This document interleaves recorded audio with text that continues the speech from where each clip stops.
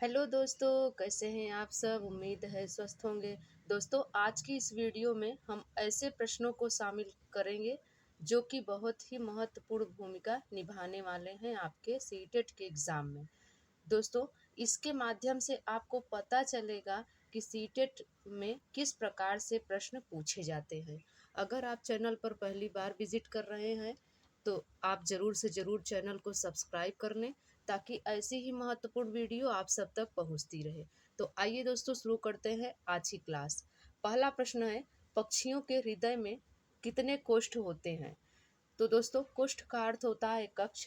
तो पक्षियों के हृदय में 4 कक्ष होते हैं, इसलिए आपका सी ऑप्शन बिल्कुल सही हो जाएगा। और दोस्तों, ध्यान देने वाली यह भी बात है कि पक्षियों के अध्ययन को क्या कहा जाता है। तो पक्षियों के अध्ययन को ऑर्निथोलॉजी कहा जाता है। दूसरा प्रश्न है, कौन से एक राज्य में तोरांग का अर्थ जंगल है। आपके ऑप्शन है झारखंड, असम, ओडिशा, मिजोरम। तो दोस्तों, एक राज्य जो है जिसमें तोरंग का अर्थ जंगल है, तो यह आपका झारखंड है। आपका ए ऑप्शन बिल्कुल सही हो जाएगा। तोरंग का अर्थ कुडुक भाषा में वन होता है। और कुडुक भाषा कहाँ की है। तो कुडुक भाषा झारखंड की है। तीसरा प्रश्न है, आज हम मिर्च के बिना भोजन की कल्पना भी नहीं कर सकते, इसे व्यापारी हमारे देश में कहाँ से लाए हैं। तो आपके ऑप्शन है दक्षिणी अमेरिका से, अफगानिस्तान से, इंग्लैंड से, दक्षिणी अफ्रीका से। दोस्तों, अब मिर्च की बात हो रही है तो मिर्च बिना आप सभी लोग जानते हैं कि भोजन में स्वाद आता ही नहीं है। मिर्च के बिना कोई भी उसमें टेस्ट नहीं आता। तो इसे हमारे व्यापारी जो हैं वो लाए थे दक्षिणी अफ्रीका से। आपका डी ऑप्शन बिल्कुल सही हो जाएगा। चौथा प्रश्न है, कौन सा पक्षी पत्तों को सिलकर अपना घोंसला बनाता है। आपके ऑप्शन है दर्जन चिड़िया, कठफोड़वा, मैना, कौवा। तो दोस्तों, यह पक्षी जो है वह पत्तों को सिलकर अपना घोंसला बनाता है। तो इस पक्षी का नाम है दर्जन चिड़िया। आपका ए ऑप्शन बिल्कुल सही हो जाएगा। और दोस्तों, इसे टेलर बर्ड के नाम से भी जाना जाता है।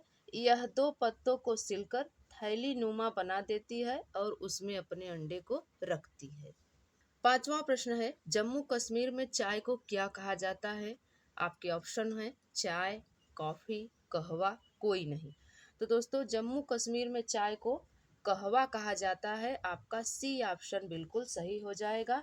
अगर दुनिया में बात करें तो दुनिया में सबसे ज़्यादा चाय की खेती जो होती है वो चीन में होती है। और दूसरे नंबर पर दोस्तों भारत है। और तीसरे नंबर पर श्रीलंका, इंडोनेशिया आता है। छठा प्रश्न है, लाल चींटी की चटनी किस राज्य में प्रसिद्ध है। आपके ऑप्शन है राजस्थान, छत्तीसगढ़, झारखंड, मध्य प्रदेश। तो आपका सही ऑप्शन हो जाएगा दोस्तों कि लाल चींटी की चटनी छत्तीसगढ़ में प्रसिद्ध है। आपका बी ऑप्शन बिल्कुल सही हो जाएगा। इसकी राजधानी रायपुर है। और दोस्तों, इस चटनी का क्या नाम है वह भी आपको जान लेना बहुत ही ज़रूरी है। कभी एग्ज़ाम में पूछ सकता है कि चटनी का नाम क्या है जो कि लाल चींटी से बनाई जाती है। तो छत्तीसगढ़ में बस्तर में एक आदिवासी डिश बड़े ही शौक से खाई जाती है और इसका नाम है चपरा। जी हाँ, इसका नाम है चपरा, जो कि एक प्रकार की चटनी है जो लाल चींटी से बनाई जाती है।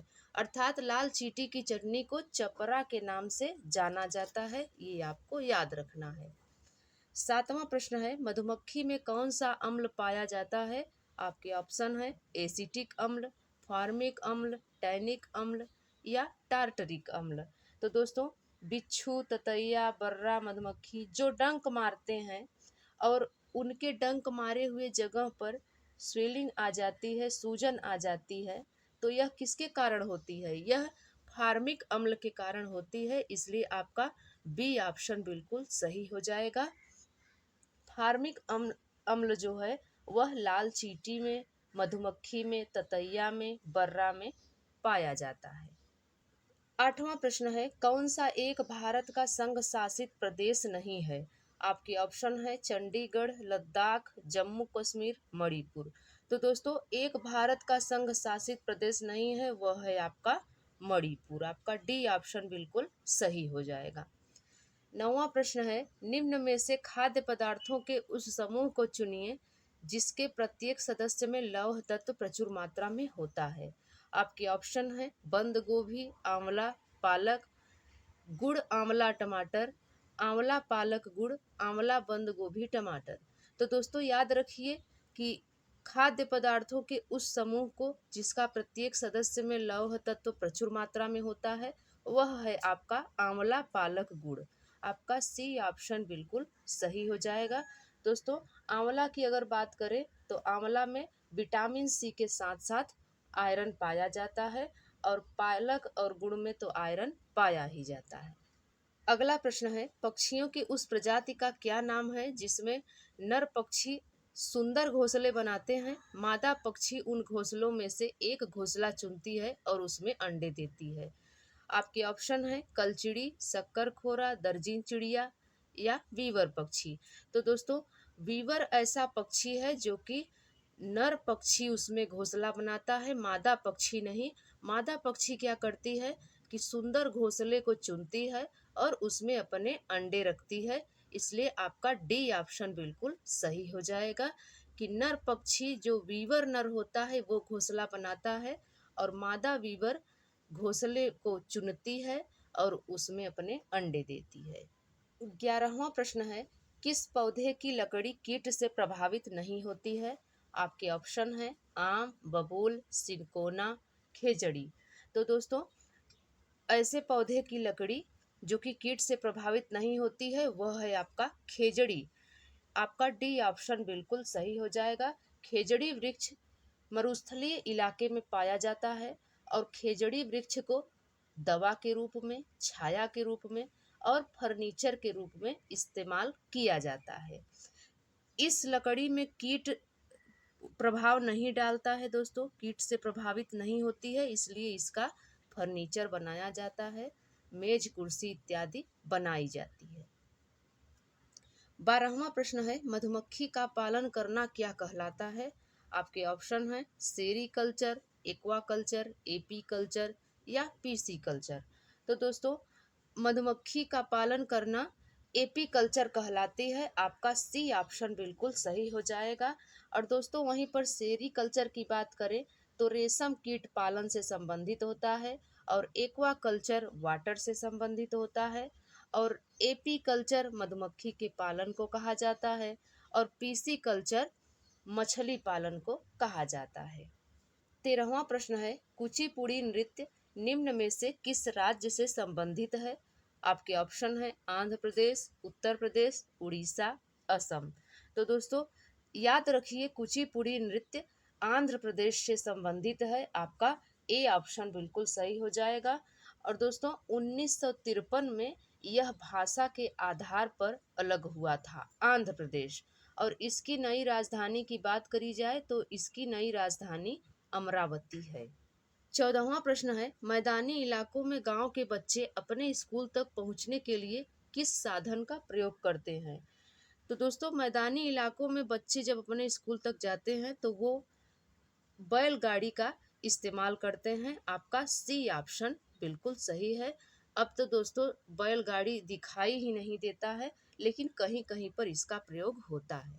15वां प्रश्न है, निम्न में से कौन सा पदार्थ बायोगैस संयंत्र में प्रयोग नहीं होता है। तो दोस्तों बायोगैस संयंत्र में प्रयोग नहीं होता है तो वह कौन सा पदार्थ है। तो वह है आपका खनिज तेल।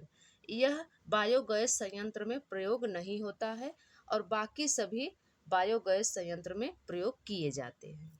16वां प्रश्न है, नीचे दिए गए पक्षियों की कौन सी प्रजाति पेड़ की सबसे ऊंची डाल पर अपना घोंसला बनाती है। आपके ऑप्शन है उल्लू, कौवा, बसंत गौरी, मैना। तो दोस्तों यह प्रजाति पक्षी की जो होती है यह पेड़ की सबसे ऊंची डाल पर अपना घोंसला बनाती है। यह पक्षी है आपका कौवा। आपका बी ऑप्शन बिल्कुल सही हो जाएगा। और दोस्तों उल्लू की आंखें मनुष्य की तरह सामने की तरफ होती हैं और उल्लू जो है वो 270 डिग्री तक अपना गर्दन घुमा लेता है। और वहीं पर मैना की बात करें तो मैना झटके से अपनी गर्दन को आगे पीछे कर लेती है। 17वां प्रश्न है, किस राज्य में राष्ट्रीय उद्यान वैली ऑफ फ्लावर्स स्थित है? आपके ऑप्शन है उत्तराखंड, जम्मू कश्मीर, हिमाचल प्रदेश, केरल। तो दोस्तों, वैली ऑफ फ्लावर्स स्थित है आपका उत्तराखंड में। आपका ए ऑप्शन बिल्कुल सही हो जाएगा। और वहीं पर शांत घाटी की बात करें तो शांत घाटी केरल में स्थित है। ये भी आपको ध्यान रखना है कि वैली ऑफ फ्लावर्स उत्तराखंड में स्थित है और शांत घाटी केरल में स्थित है। 18वां प्रश्न है, बिहार राज्य में लीची के उत्पादन में कौन सा जिला अग्रणी है? आपके ऑप्शन हैं गया, पटना, मुजफ्फरपुर, जहानाबाद। तो दोस्तों, बिहार राज्य में लीची के उत्पादन में जो जिला अग्रणी है वह है मुजफ्फरपुर। आपका सी ऑप्शन बिल्कुल सही हो जाएगा।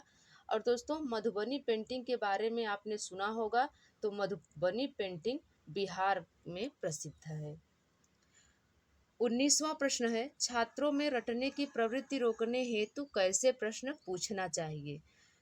आपके ऑप्शन है वस्तुनिष्ठ, लघु उत्तरीय, दीर्घ उत्तरीय, निबंधात्मक। तो दोस्तों, छात्रों में रटने की, याद करने की प्रवृत्ति को रोकने के लिए वस्तुनिष्ठ प्रश्न पूछना चाहिए। आपका ए ऑप्शन बिल्कुल सही हो जाएगा। वस्तुनिष्ठ में क्या होता है कि इसमें एक ही आंसर देना होता है, इसमें आंसर को बदला नहीं जा सकता। लास्ट प्रश्न है, मरे हुए जानवरों को खाकर पर्यावरण को कौन स्वच्छ रखता है? आपके ऑप्शन है गिद्ध, चील, कौवा, मैना। तो दोस्तों, मरे हुए पशुओं को खाकर, जानवरों को खाकर पर्यावरण को स्वच्छ रखने वाला पक्षी जो है वह है गिद्ध। आपका ए ऑप्शन बिल्कुल सही हो जाएगा। दोस्तों, यह वीडियो आपको कैसी लगी आप कमेंट्स में ज़रूर बताएं। अगर यह वीडियो आपको हेल्पफुल लगती हो तो आप ज़रूर ही लाइक शेयर किया करिए, ताकि ऐसी ही महत्वपूर्ण वीडियो आप सभी तक पहुंच सके और आप इसका लाभ ले सके। और साथ ही साथ सब्सक्राइब करना भी ना भूलें। तो मिलते हैं दोस्तों अगली वीडियो में, तब तक के लिए नमस्कार।